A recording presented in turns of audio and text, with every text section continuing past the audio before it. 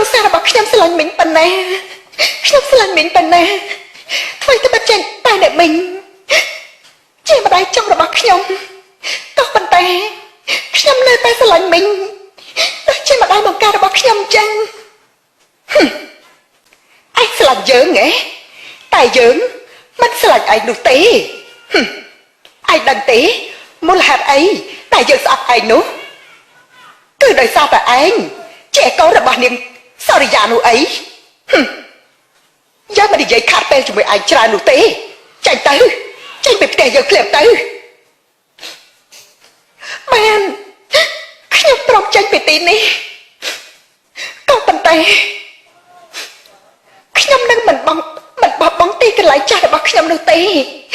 ខ្ញុំមិនបោះបង់ទីកន្លែង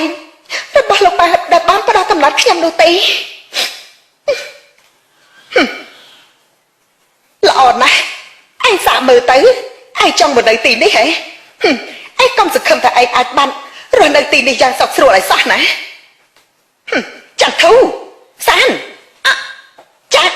ចាលោកស្រីបាទលោកស្រីបាទអូក្បាលវាចាច់ទៅយ៉ាងមិនចង់ឃើញមុខវាទៀតទេចាច់ទៅអ្នកនាងឲ្យចន្ទធូសំទោសផងណាចន្ទធូធ្វើតាមសម្ដីរបស់គេទេមិនអីទេបងចន្ទធូខ្ញុំទៅខ្លួនឯងបានហើយបងសានផ្ដំមើលអនផងណែតែវឡាលោកអើយតែគ្រួសារខ្ញុំធ្វើអ្វីខុសទេបានជាធ្លាក់កម្មមកដល់រូបខ្ញុំបែបនេះ